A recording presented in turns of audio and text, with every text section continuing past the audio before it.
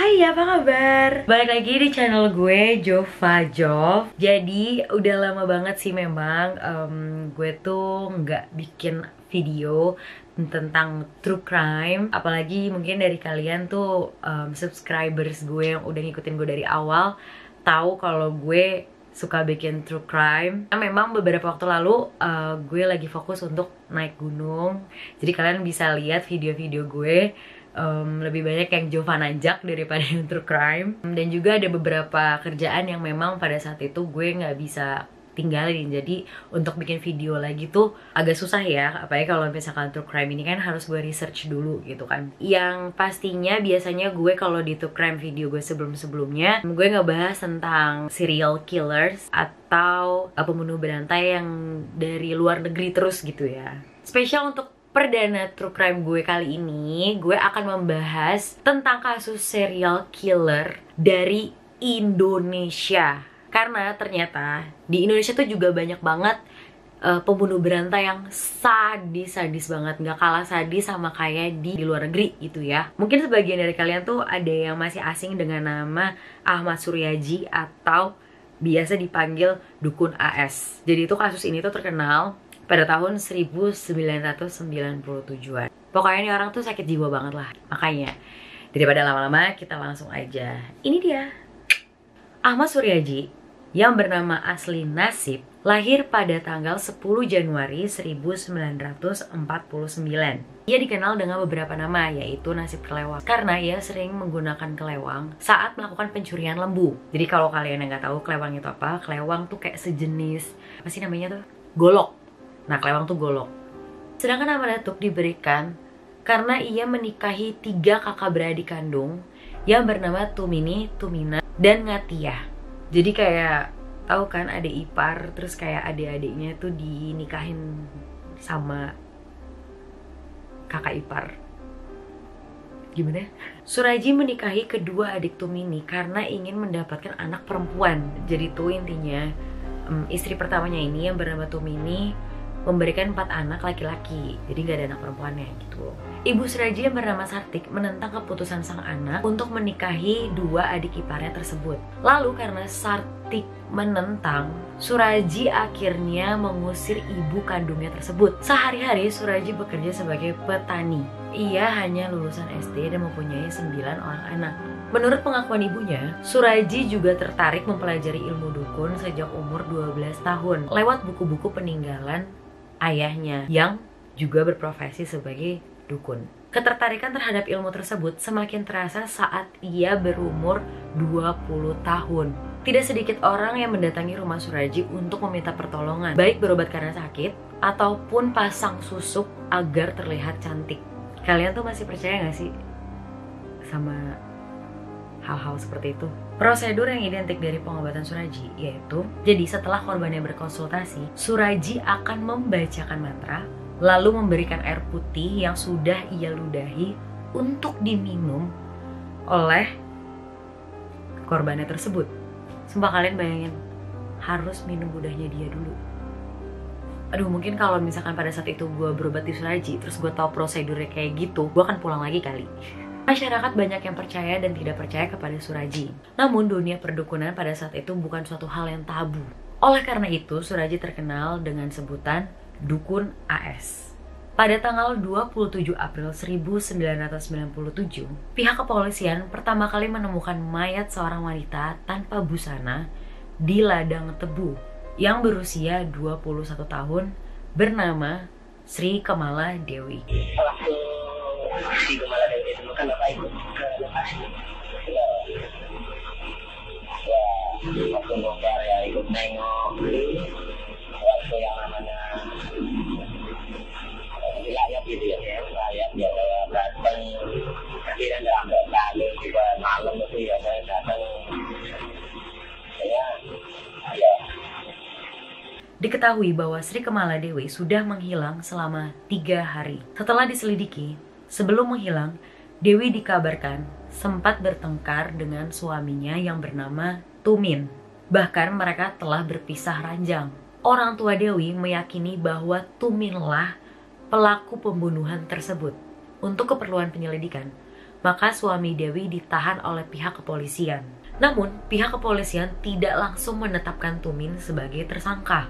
Apalagi berdasarkan investigasi lanjutan, beberapa tahun sebelumnya juga ditemukannya mayat wanita di ladang tebu. Kasus tersebut terpaksa dihentikan karena kekurangan bukti. Jadi memang dasarnya kalau polisi itu harus mengikuti petunjuk-petunjuk yang ada, tidak langsung menuduh orang sebagai tersangka. Mengumpulkan bukti-bukti yang valid. Jadi kalau buktinya sudah lengkap dan sudah ada benang merahnya, biasanya mereka bisa langsung menetapkan seseorang sebagai tersangka. Kalau misalkan kekurangan bukti, ya mau nggak mau orang itu dipulangin atau diberhentikan dulu kasusnya. Jadi proses itu panjang. Hingga suatu hari seorang warga kampung mengaku pada hari hilangnya Dewi, ia pernah mengantarkannya ke rumah Suraji untuk berkonsultasi. Langsung tuh polisi menindaklanjuti laporan tersebut. Mereka langsung mendatangi rumah Suraji. Pria yang akrab dipanggil Datuk itu pun mengakui bahwa Dewi memang datang ke rumahnya. Namun selepas maghrib, Dewi pulang ke rumahnya sendiri. Penyelidikan terpaksa dihentikan karena lagi-lagi tidak cukupnya bukti. Setelah dilakukan investigasi mendalam dari laporan orang-orang hilang dalam beberapa tahun terakhir, diketahui bahwa kebanyakan dari beberapa korban yang sudah ditemukan oleh polisi sebelumnya merupakan pasien dari Suraji.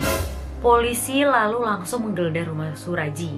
Di sana ditemukan sejumlah pakaian dan perhiasan wanita yang salah satunya milik Sri Kumala Dewi. Akhirnya Suraji beserta ketiga istrinya langsung ditangkap polisi. Lewat proses interogasi yang sangat panjang, akhirnya muncul pengakuan dari mulut Suraji bahwa ia mengaku membunuh Dewi. Namun ternyata Suraji mengaku telah membunuh 16 wanita yang ditemukan di ladang tebu tersebut. Hingga akhirnya setelah didesak oleh polisi, Suraji mengaku telah membunuh 42 wanita. Di hadapan penyelidik, Suraji akhirnya bercerita bahwa perbuatannya itu dilakukan demi mendapatkan ilmu sakti. Ahmad Suraji mengaku sering bermimpi didatangi mendiang ayahnya. Ia mendapat bisikan gaib dan akan diwarisi sebuah ilmu yang tak terkalahkan.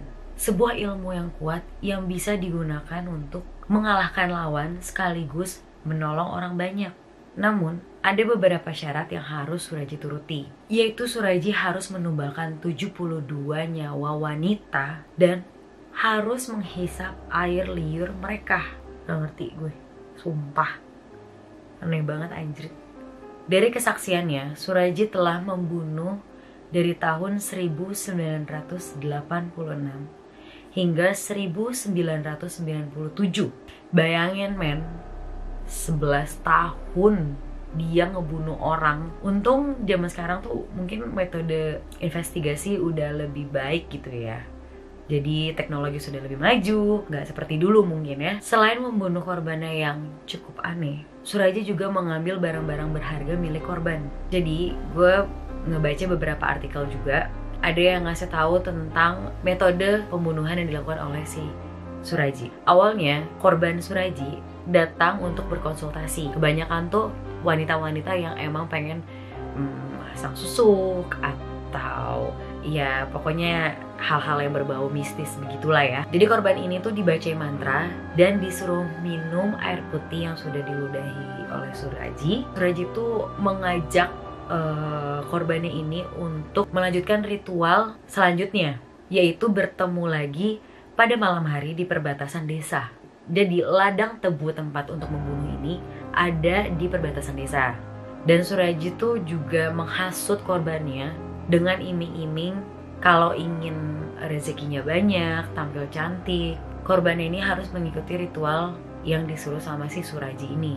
Dan ia pun juga bilang kepada korbannya bahwa semua pasiennya tuh mengikuti ritual ini. Jadi ya si korban ini pasti iya-iya aja karena percaya bahwa oh yang lainnya tuh juga ngikutin ritual ini kok gitu. Sesampainya di tempat yang lapang, Suraji meletakkan sebuah karung dan menghamparkan tikar kecil di situ.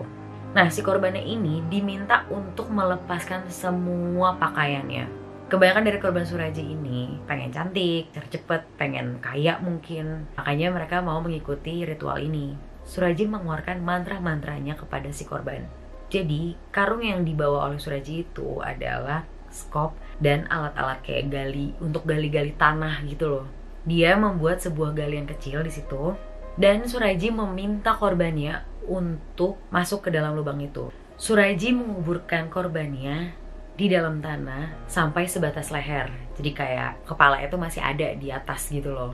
Jadi badannya doang sebatas leher sampai ke bawah tuh dikubur di dalam tanah. Korbannya diminta untuk melakukan tapa pendem. Jadi tuh tapa pendem tuh kayak dalam bentuk bertapa gitu di dalam tanah itu, terus tangannya begini kali ya. Di saat korbannya sudah terkubur, Suraji langsung membekap lalu membunuh korbannya sampai meninggal. Itu metode yang dilakukan oleh Suraji dari kesaksian salah satu korbannya yang selamat. Suraji melakukan aksinya itu dibantu oleh istri pertamanya, yaitu Tumina. Istri kedua dan ketiga Suraji tidak bersalah dan boleh langsung disuruh pulang. Pada 22 Desember 1997, Suraji disidang di Pengadilan Negeri Lubuk Pakam, Sumatera Utara. Dalam persidangan tersebut, Suraji membantah telah membunuh 42 orang wanita. Ia bersaksi bahwa pembunuhan kepada 42 wanita itu dilakukan karena paksaan bisikan gaib. Hal serupa juga diucapkan Tumini. Ia membantah tuduhan bahwa ia telah membantu suaminya untuk melakukan pembunuhan berantai.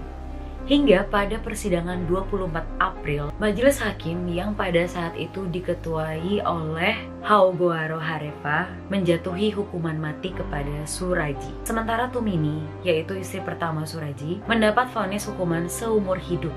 Ia mendekam di lapas Tanjung Gusta, Medan seumur hidupnya.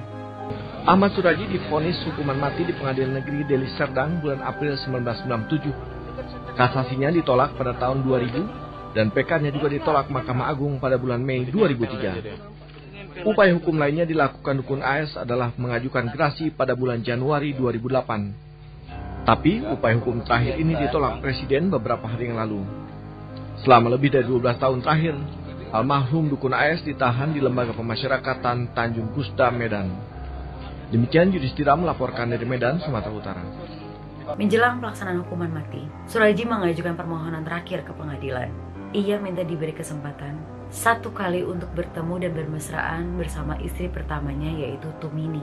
Permintaan ini dikabulkan oleh pengadilan. Pada 10 Juli 2008, eksekusi hukuman mati Suraji dilakukan. Sekitar pukul 10 malam, Suraji dihadapkan oleh 12 anggota regu tembak. Akhirnya Suraji atau yang dikenal Dukun AS meninggal karena tembakan 3 peluru yang menembus dadanya. Saudara, terpidana mati kasus pembunuhan 42 wanita asal Deli Serdang, Sumatera Utara, Ahmad Suraji atau yang kemudian dikenal luas dengan nama Dukun AS, akhirnya dieksekusi mati. Ia, saudara, ditembak mati Kamis malam di sebuah tempat yang tersembunyi. Jenazah Dukun AS atau Ahmad Suraji semalam dibawa ke RSUD Deli Serdang setelah dieksekusi tim polisi dari Brimob Polda Sumatera Utara. Eksekusi ini dilakukan di sebuah tempat di Deli Serdang dan kemudian jenazah dibawa ke rumah sakit untuk diotopsi guna memastikan kematiannya. Setelah diotopsi, jenazah kemudian disolatkan di musola di rumah sakit. Jenazah Dukun AS kemudian dibawa ke sebuah mobil ambulans. Jenazah Dukun AS ini dibawa ke kampung halamannya di Dusun 15, Desa Sungai Semayang, Deli Serdang atau sekitar 60 km dari rumah sakit.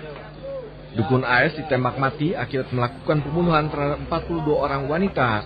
Itu dia tadi kasus dari Suraji atau yang biasa dikenal Dukun AS. Sebenarnya sampai sekarang pun ada yang bilang dia masih mengelak bahwa dia tidak membunuh 42 wanita tersebut, tapi berdasarkan bukti bahwa dia membunuh. Kita nggak tahu ya, karena kan si Dukun AS ini kan percaya bahwa ia dapat bisikan gaib gitu ya. Nah itu dia, karena di Indonesia masih banyak yang mempercayai tentang hal-hal mistis yang seperti itu, yang sebenarnya adalah hal yang beberapa poin ada yang menyimpang gitu loh, tapi masih dipercayai oleh orang Indonesia. Selesai sudah episode True Crime gue kali ini. Oh ya, kalau kalian pengen gue bahas tentang kasus-kasus apa, boleh banget, nanti tinggal kirim ke email gue aja atau komen di bawah. Jadi kalau kalian suka sama video ini, boleh banget di like, share, dan jangan lupa ya, buat kalian yang belum subscribe dulu, oke? Terima kasih, sampai jumpa di True Crime selanjutnya, bye-bye!